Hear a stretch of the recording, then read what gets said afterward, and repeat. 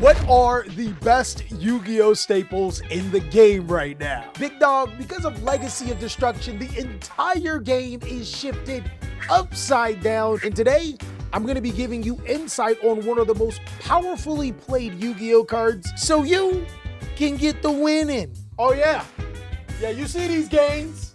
Those are the games you could have, and you ain't even gotta lift weights. All you gotta do is watch the video. Of course, big dog, as usual, if you like these type of videos, you can support the content by liking this video, commenting down, and sharing with a friend. Be sure to let me know what other type of tier list you want to see. I'm serious. Without further ado, let's jump on in.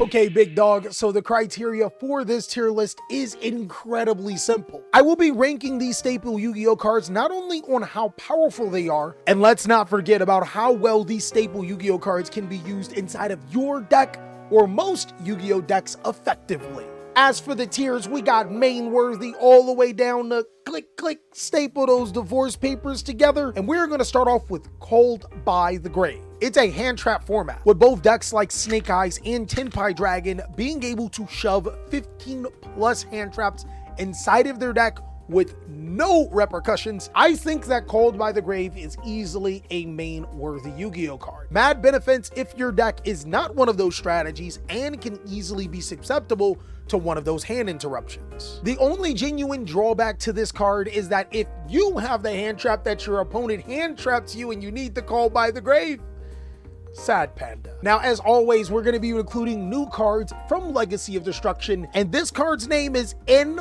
Papa's Footsteps. I guess I can't relate because I don't have it. In Papa's Footsteps says, if a card is sent to the graveyard except for itself, you can banish 5 cards from your graveyard face down. Then, if 7 or more cards are currently banished face down, your opponent banishes as many cards from the graveyard as possible face down. In theory, being able to get 7 cards face down banished is ridiculously easy, especially since we still have Pot of Desires and Pot of Prosperity in the TCG fully unlimited. And I love the fact that it can banish all cards in the graveyard face down, but I would say you're probably stapling those divorce papers together. If you guys are genuinely reliant on getting rid of your opponent's entire graveyard, Big Burn does a similar thing, except you don't have to have a whole bunch of ridiculous requirements. All your opponent has to do is target a card in the graveyard. I can't be the one to say it, but personally, I don't think Papa's Footsteps is leading you in the right direction. But do you? Cosmic Cyclone is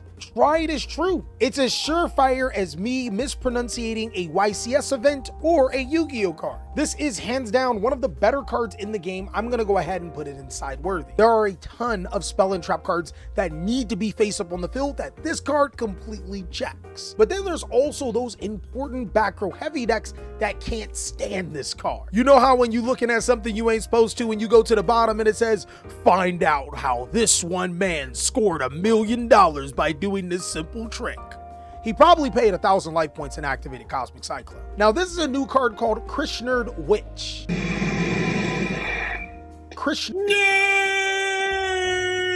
Holy Mama Jamba. They make them thick. Oh, she's not thick. Never mind. Krishnerd Witch is the new waifu card from the Legacy of Destruction set, and it says cannot be destroyed by your opponent's card effects while multiverse is on the field. We'll talk about that a little later. It also says you can only use each of the following effects once per turn. If a card in the field zone leaves the field by a card effect, you can special summon this card from your hand. When a field spell is already face up on the field activates its effect, you can shuffle one of your monsters that is banished or in your graveyard into the deck, and if that monster mentions a field spell, you can special summon it instead. Okay, so a cool thing about this card is that it can summon monsters like Harpy Queen and Gravekeeper's Commandant. My boy, 2006 all over again. But ideally, it can also special summon another copy of itself, and it's a card that can easily put itself to the side of the field. I'm gonna go ahead and put this card in Situational. Field spells are going to see an even bigger influx with 2 new field spells in this set. I don't think that this card does anything incredibly helpful right now or hurtful to your opponent. Crossout Designator. I absolutely hate this card,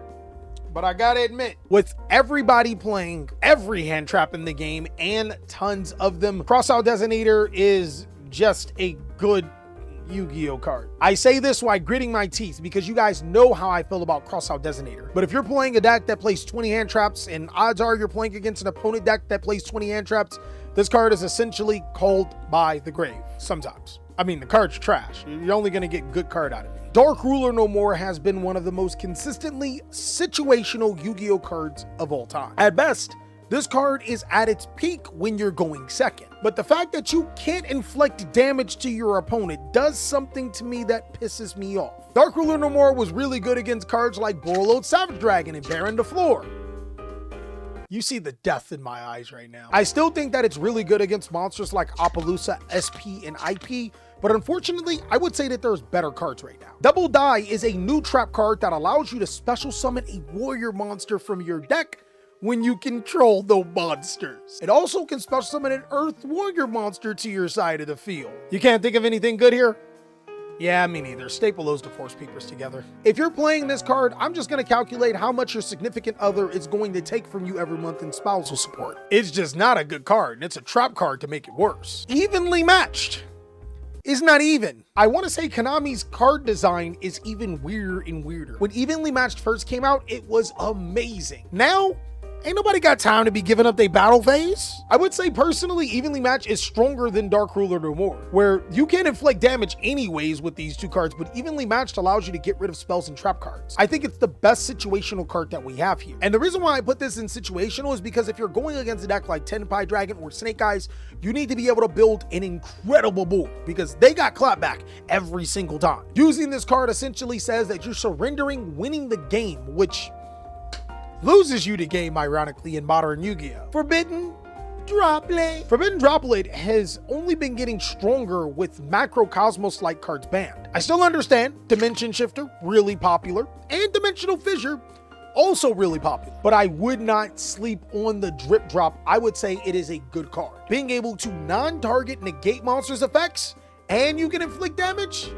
Oh, this card is really good in bonus points if your deck gets so much advantage because you're getting rid of cards that don't matter. Harpy's Feather Duster. I'm just saying, I'm stapling those divorce papers together if she ain't Harpy's Feather Duster in that house. I meant destroying the spell and trap cards. I'll do the cleaning. I think that in current Yu-Gi-Oh right now, you can get away with playing Harpy's Feather Duster in the main board. This card is really good and no one will see it coming. With all of the field spell cards and powerful spells and trap cards that players are using, this card is actually really good. Next is kaijus, my friend. Kaijus are incredible at dealing with Flamebeard, Appaloosa, IP. Not a ton of negation cards, and even if your opponent does manage to summon that boss monster, Kaiju. I think Kaijus are 100% side-worthy, and that extends on to Winged Dragon Aura Sphere Mode and Divine Carnate Kirakara. Though I would say that Divine Carnate Kirakara is a little bit stronger. You get a big chunky girl that can steal your opponent's cards. It's like Change of Heart inside of a monster. How could you not play that card? I am not simping for Kirakara. Simp for Kirakara. Next is the card that our Christian magician does play with. Multi-Universe says activate only if you do not control a face-up card in your field zone. You can target one field spell card that is banished or in either graveyard, destroy this card. And if you do, place the targeted card face up in your field zone. You can only use the effect of Multiverse once per turn. If a card in the field zone would be destroyed by card effect, you can banish this card instead. It's literally a better pseudo space. It's really hard to rank this card because there are some decks where this would be ridiculous. I mean, imagine being able to get your opponent's Fire King Island if you're playing a Fire King deck. Get a Dragonic Diagram for a second and third time. Phenomenal. It also allows you to be able to use set rotation a little bit more effectively. But there is a downside. Currently right now, most field spelled cards only work for the design deck, meaning that if I'm playing a deck like Kashtira, being able to take my opponent's Fire King Island does nothing. And also, it won't replicate the effects of activated effects, meaning that I can place Pressure Planet Razor back to my field, but I really ain't getting nothing out of it. I think that Multiverse is a really good card with tons of potential, but right now, I'm going to put it in situational. It's a card that can thrive in the right format, and right now can thrive with the correct deck. Kashtira Boy. Kashtira Unicorn is even stronger. Now that those Omni Negation monsters are off the field, Unicorn comes to sweep Panapaloosa, that's a little too little, force an IP Masquerade, that's a little too little, and also check SP Little Knight without activating effects. My brother in Christ, I keep telling you guys, this is a modern day Cyber Dragon, and if you're a boomer like me, you played as many Cyber Dragons as allowed back in your deck. It's main worthy. I think it's pretty cool how Kashtira Fenrir in the TCG is a problem-solving card, where in OCG and Master Duel, the card is limited because they don't like problem-solving cards, but they like Maxi. I don't know, you let me know who really got the spice. I'm Team TCG. Simultaneous Equation Cannon. Banish one fusion monster and two Exceed monsters with the same rank from your extra deck whose combined level and ranks equals to the total number of cards of both players' hands and field. Then you can apply this effect. Return two of your banished monsters from the extra deck, one Exceed, one Fusion, who's combined. Yeah, I ain't got enough time for that, bro. We just gonna go ahead and put this and staple those divorce papers together. Bro, I genuinely do not care what the rest of this card effect is. If a card forces you to do mental gymnastics like this, it's typically not a good card. I ain't gonna lie, if you use this card on me and banish all cards I control, I'm finding your ex-wife, because you obviously stapled those divorce papers together. Real nice. Now, I was put on this spell card, Metaltronus, at the sneak premiere. It says target one face-up non-token monster your opponent controls. Special summon one monster from your hand, deck, or extra deck that has two or more of the same type, attribute, and or attack but negate its effects. And if you do, negate that targeted monster's effects. Also, after that, if these monsters have the same name, you can banish both face down. Your opponent cannot activate the targeted monster's effects in response to this activation, and you can only activate one Metaltronus once per turn. Bro, that's a handful, but allow me to break it down. If your opponent controls Promethean Princess, you summon out your Promethean Princess, and you can banish them both face down. If your opponent has a card like Jam, Jag, and Drive, you can summon out Kashtira Fenrir and proceed to commonly. The card is incredibly niche and nuanced, but ultimately, if you're playing the mirror match and you never want your opponent to activate and resolve their effects, there you go. And it also can work as an extender in the correct situation. This card is 100% situational, though I will put my eyes on it. It's gonna take a way bigger brain than me for players to figure out this card is completely cracked and what combos work with what. But it's essentially a small world-like card that can be used offensively and defensively. Personally, I love it. Threatening Roar. Big T Raw. Threatening Roar is a card that you probably have not seen in quite some time, if at all. I mean, 16 years ago, this was a highly sought after Yu-Gi-Oh card. You got your driver's license, don't you? You just got it this year. Threatening Roar is a side-worthy Yu-Gi-Oh card. The reason why? Tenpai Dragon. Your opponent goes into the battle phase and you flip this card up and they cooked. No more doing that, and you got them to skip their turn pretty much. It's like a reversed evenly matched. But for the reason why Threatening Roar is side-worthy, Thunder Ruler is staple those divorce papers together. Guys, do not try to outsmart this. Use Threatening Roar. And the reason why Thunder Ruler is the opposite here is because your opponent still has their main phase. They can do whatever they want. I would also say cards like Wabaku would be in staple those divorce papers together because those Tenpai monsters can still battle. Threatening Roar is essentially the only battle prevention trap that you should be using. Lightning Storm. Bro, it can destroy spells and traps or monsters. Sideworthy. A lot of the times it can be a weaker Harpy's Feather Duster because cards on the field. But if you were to main Lightning Storms and Harpy's Feather Dusters, I don't think anybody will bat an eye. Now, this card's name is Jungle Dweller. Konami, what you trying to say? What you gotta say? Just say what you gonna say, bro. Just say it now. I genuinely think that this card should not exist in its name, and it only gets worse. It's a level 8 Dark Fiend that says cannot be normal summoned or set.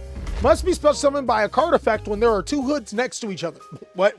While there are two cards on the field zones, your opponent cannot target this card with card effects. You can only use the effect of Jungle Dweller once per turn. Konami did this, and you guys thought of it. You can banish one light or dark monster from your graveyard, special summon this card from your hand.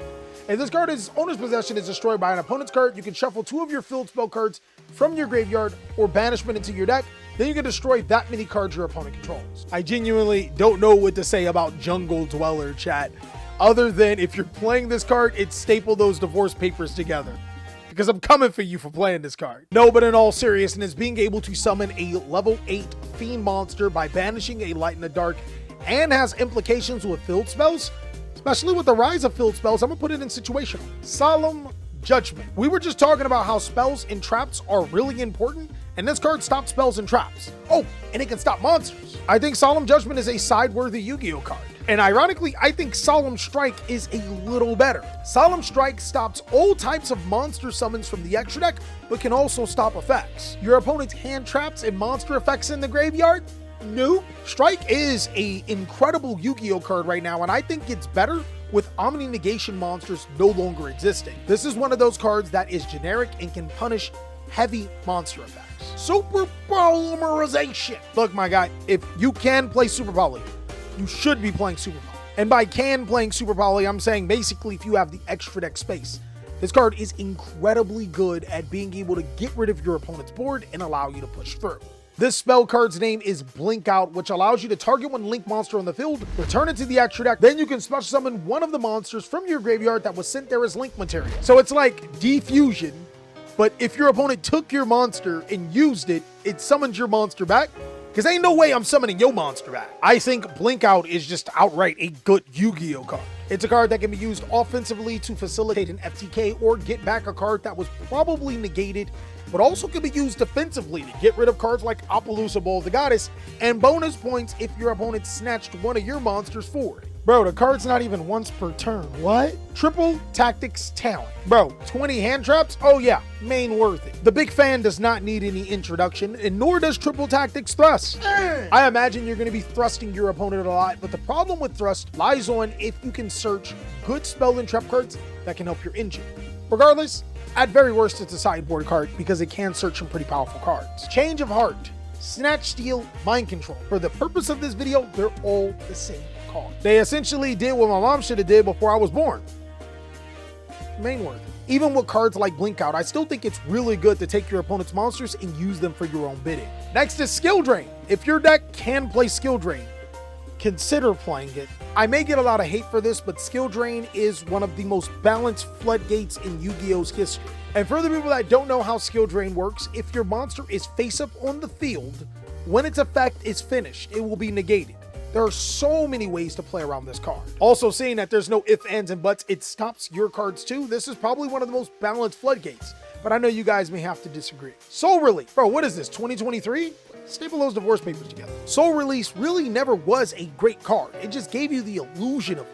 Now, this new card is called Way Where There's a Will. It says during the main phase, the turn player can activate this effect, excavate the top cards from your deck up to the number of cards your opponent controls. And if you do, add one of them to your hand. Also, after that, place any remaining cards and one card from your hand to the bottom of your deck. You can only use that effect once per turn. During the end phase of any turn, a player excavated 9 or more cards at once by this effect. That player can activate the effect to shuffle all cards your opponent controls and in their graveyard into the deck. Bro, what? This card feels like Pot of Prosperity meets Evenly Matched, except you don't have to give up your battle phase, you don't have to half the damage, and you don't have to get rid of your extra deck cards. Oh yeah, this is a good card. The only genuine drawback is that your opponent can use it too, but I'm confident you'll figure out a way to get rid of this before your opponent can. And lastly is Raigeki. Raigeki is simple. It destroys all monsters on your opponent's side of the field. With most ways to stop spell and trap cards being gone, I think Raigeki and cards like Dark Hole are back to being pretty good cards. That means go ahead and pick up your Dark Hole Dragons, guys, for the Dark Hole meta.